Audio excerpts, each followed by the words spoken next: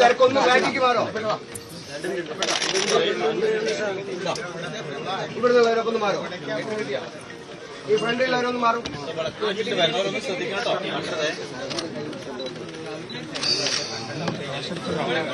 ഈ വഴിയിലൊരു ഇത്രയുള്ള തുറക്കുന്നില്ല ഇങ്ങനെ കാണാനുള്ള സമയം ഉള്ളിൽ തുറന്നിട്ടൊന്നുമില്ല അപ്പൊ ഇനി നമുക്ക് കണ്ടിട്ട് ഇങ്ങനെ നീങ്ങാൻ വളക്കുണ്ട് ശ്രദ്ധിക്കണം എന്ന് മാത്രം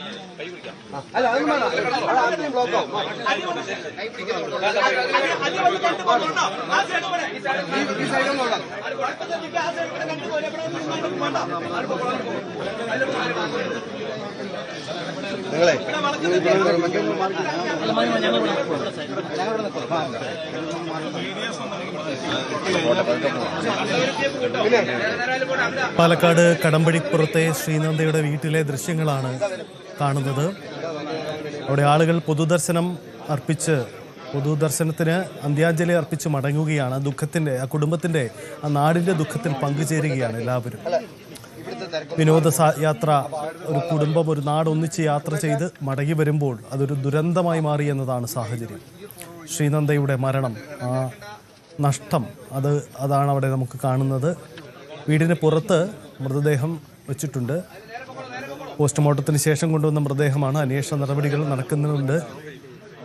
ഇപ്പോൾ ആളുകൾ പൊതുദർശനം ചടങ്ങുകൾ നടക്കുന്നു. ആളുകൾ അന്ത്യാഞ്ജലി അർപ്പിച്ച് മടങ്ങുകയാണ്. 12 മണിക്ക് അല്പസമയം കൂടിയുള്ളൂ. അതിനുശേഷം ഐവർമഠം ശ്മശാനത്തിലേക്ക് പൊതുദർശനത്തിന് സംസ്കാര ചടങ്ങുകൾക്ക് വേണ്ടി മൃതദേഹം അവിടുന്ന് മാറ്റും.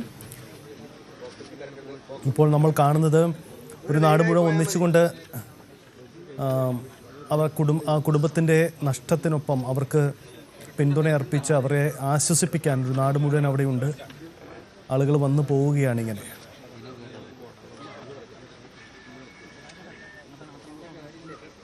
അനുമോദ് 12 മണിക്ക് തന്നെയല്ലേ സംസ്കാരം നിശ്ചയിച്ചിരിക്കുന്നത്? അത് അങ്ങനെ തന്നെ നടക്കില്ലേ?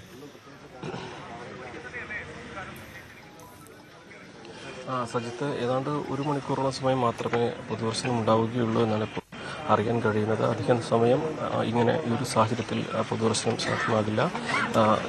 ഇപ്പോൾ തന്നെ വളരെ കുറച്ച് ഭാഗം മാത്രം തുറന്ന് മുഖം കാണുന്ന രീതിയിൽ മാത്രമാണ് തുറന്നു വെച്ചിരിക്കുന്നത്. കാരണം അത് നമുക്കറിയാം, 4 ദിവസത്തെ പഴക്കമുണ്ട്. പോസ്റ്റ്മോർട്ടം നടപടികൾ കഴിഞ്ഞതാണ്. അപ്പോൾ അധിക സമയം ഈ തരത്തിൽ സൂക്ഷിക്കാൻ കഴിയുകയില്ല. അതുകൊണ്ട് തന്നെ വളരെ വേഗത്തിൽ പൊതുദർശനം പൂർത്തിയാക്കി വളരെ വേഗത്തിൽ സംസ്കാര ചടങ്ങുകളിലേക്ക് പോകുമെന്ന് തന്നെയാണ് നമുക്ക് മനസ്സിലാക്കാൻ കഴിയുന്നത്.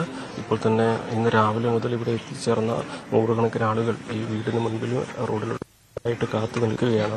അവരൊക്കെ ഒരു നോക്കൊന്ന് കണ്ടു പറയാൻ വേണ്ടി മാത്രമാണ് കാത്തു നിൽക്കുന്നത്. അവർക്കൊക്കെ എല്ലാവർക്കും കാണാൻ കഴിയുമോ എന്നറിയുകയില്ല. കാരണം വളരെ ചുരുങ്ങിയ സമയമേ ഉള്ളൂ.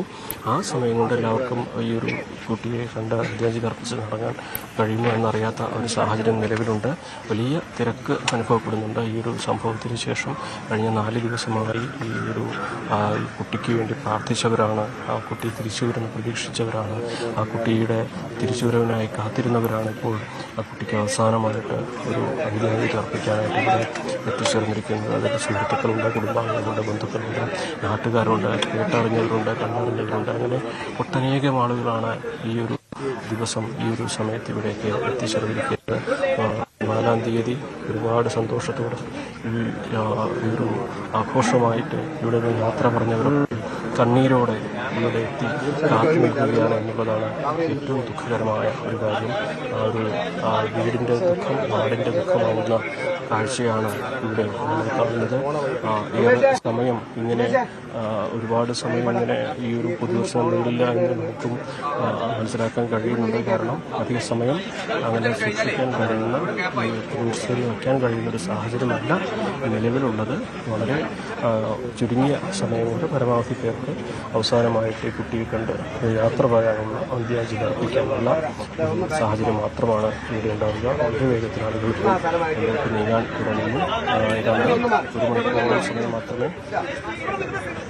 ഇവിടെ ഉണ്ടാവുകയുള്ളൂ എന്ന് പറയുന്നു. കുടുംബാംഗങ്ങൾ ഇപ്പോൾ നാട്ടുകാരോട് അവരുടെ അഭ്യർത്ഥന നടത്തുകയാണ്. അവരിലേക്ക് പോകണം. ഒരുപക്ഷെ ക്യാമറകളും മാറ്റേണ്ട ഒരു സാഹചര്യം ഉണ്ടായിരിക്കും. നേരത്തെ തന്നെ അത്തരത്തിലൊരു സൂചന തന്നിരുന്നു. വളരെ ഇടുങ്ങിയ സ്ഥലമാണ്, വളരെ വിസ്താരം കുറഞ്ഞ സ്ഥലമാണ്. അപ്പോൾ പരിമിതികൾ ഒരുപാടുണ്ട് ഇവിടെ. എങ്കിലും ഈ അവസാന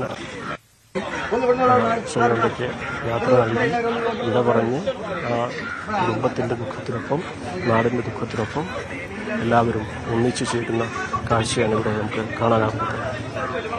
സജിത്ത്, നാടിൻ്റെ ദുഃഖത്തിൽ, ആ കുടുംബത്തിൻ്റെ ദുഃഖത്തിനൊപ്പം ഒരു നാട് മുഴുവൻ ഒന്നിച്ചു നിൽക്കുകയാണ്. ആളുകൾ അന്ത്യാഞ്ജലി അർപ്പിച്ച് മടങ്ങിയാണ്. ശ്രീനന്ദയുടെ വിയോഗം ഒരു നാടിൻ്റെ നോവായി മാറി. മൃതദേഹം വീട്ടിലെത്തിച്ചു കഴിഞ്ഞു. പോസ്റ്റ്മോർട്ടം റിപ്പോർട്ടിൽ നൽകുന്നത് ഒരു അപകട മരണത്തിൻ്റെ സൂചനകളാണ്.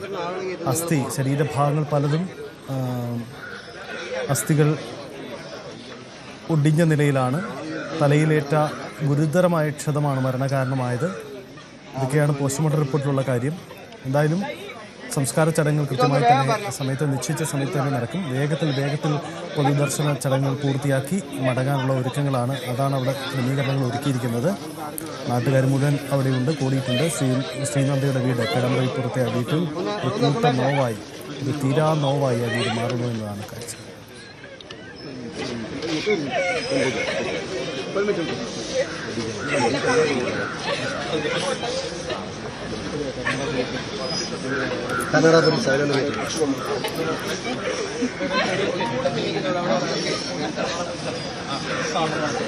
ഒന്ന് ആ വഴി ഒന്ന് വീതിയാക്കോ. ആ പുറത്തേക്ക് പോകണം. ഒന്ന് ബാക്കിക്ക് കിട്ടും.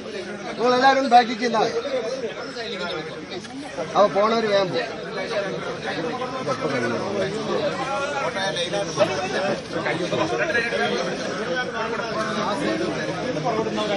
ഒന്ന് ബാക്കിക്കോ.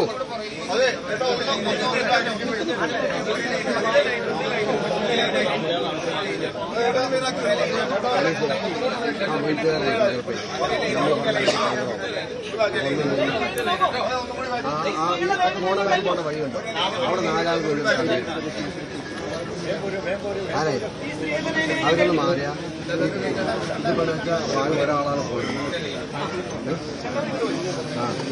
വളരെ മതി.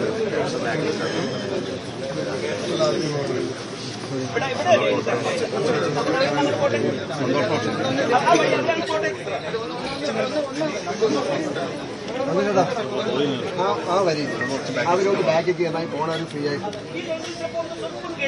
2 സ്റ്റെപ്പ്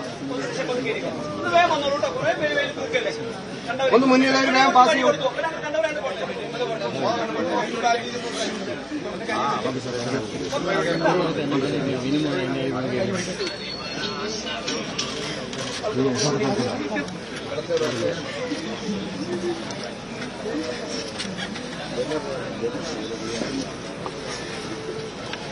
മറ്റേ കണ്ടൊരു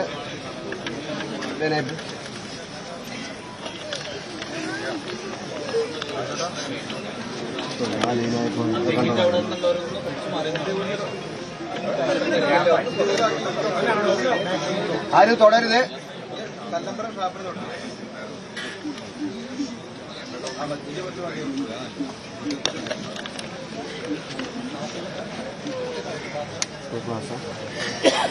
ഇനി ഇവിടെ നിൽക്കുന്ന ജനസി ലൈനികൾ കയറിക്കോളൂ കേട്ടോ. ഇവര് കുറച്ച് നേരം ഇവിടെ ഒരു മിനിറ്റ് കേട്ടോ. കുട്ടികൾ പോട്ടെ. ആയിക്കോട്ടെ കഴിഞ്ഞു. കുട്ടികളെ നിർത്തണ്ട. ഇവിടെ മക്കളെവിടെ വേഗം പോയി കേട്ടോ. ഒന്ന് എടുത്തോ. അവിടെ കുറച്ചാളുകൾ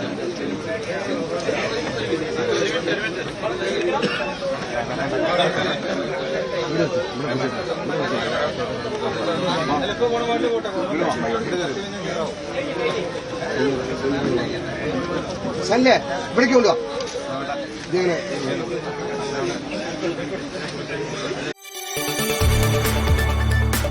കൂടുതൽ വാർത്തകൾക്ക് news 18 Keralam YouTube channel subscribe ചെയ്യുക.